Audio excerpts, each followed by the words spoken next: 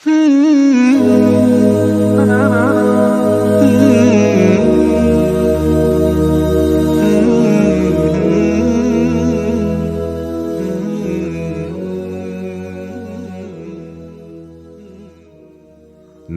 və səxiylik.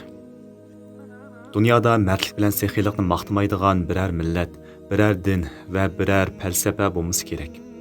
Mərtlik bilan səxiylik maqtashqa tegishlik gözəl əxlaq bo'lganidek, bexillik bilan namərtlik bütün insoniyatning lug'atida söküldigan nachar əxlaqdır. Qur'on Karimning ko'plagan oyatlarida bexillik bilan namərtlik sökülgan.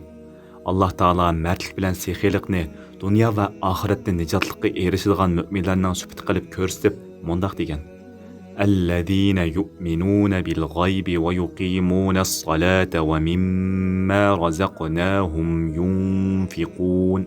Yani ular g'aybga ishonadigan, namozni mukammal ado qiladigan, bizning berganlarimizdan Alloh yo'lida sarf qiladigan kishilardir. Alloh taolo bexillik bilan nomardlikni so'kib, mundaq degan: "Va amma man bakhila wastaghna وكذب بالحسنى فسنيسره للعسرى وما يغني عنه ماله إذا تردى."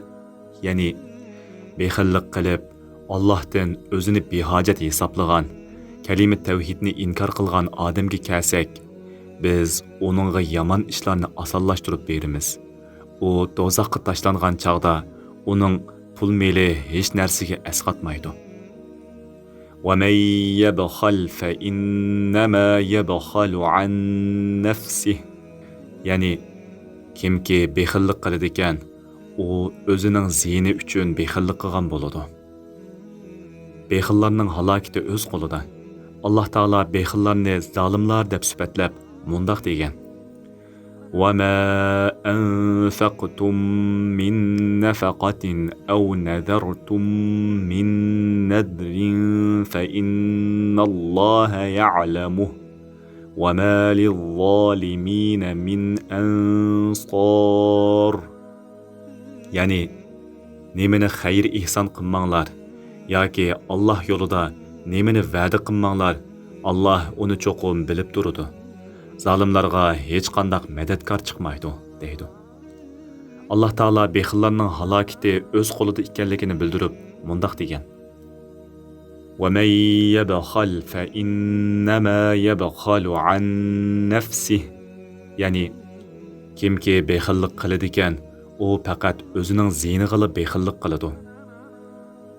وَلَا يَحْسَبَنَّ الَّذِينَ يَبْخَلُونَ بِمَا آتَاهُمُ اللَّهُ مِنْ فَضْلِهِ هُوَ خَيْرًا لَهُمْ بَلْ هُوَ شَرٌّ لَهُمْ. Yani bexillik qilg'uvchilar bexillikni o'zlari uchun foydali deb gumon qilmasin. Amaliyotda bu ular uchun ziyonliqdir. Har qanday bir millatning ro'naq tepib gullanishi, o'z davlatiga o'zi ega bo'lib tura olishi va qad ko'tarib dunyo bilan butunlashishidagi asosli omil shu millat xalqining o'zaro qarindoshlarcha mehribonligi, bir-birini qiyinchiliklardan qutuldirishi va xolisona yordamlashishi qatorliqlardir.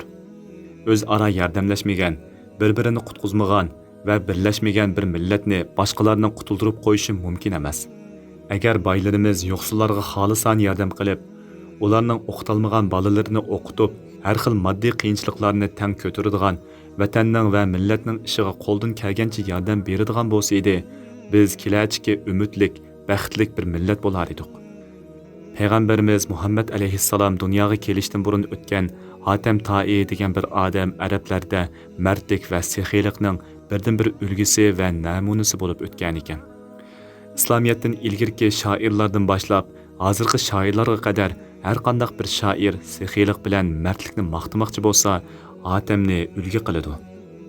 Hatemning aksicha Musa alayhissalomning zamonida Qarun ismli bir boy o'tgan bo'lib, Qarun bexillik bilan nomardlikning birdan-bir obrazi bo'lib qolgan.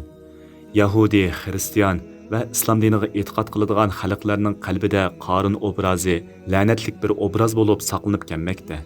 Qur'oni Karim Qarun qissasini mundaq bayon qiladi: Haqiqatan Qarun Musaning qavmidan edi. Ammo Qarun ularga cho'ngchilik qilgan edi. Biz onunğa xəzinələrdən şunçalik köp bergan edik. Onun xəzinələrinin açqışlarını kötürüş güçlük bir cemaatkimu haqiqatan ağır kelatdi.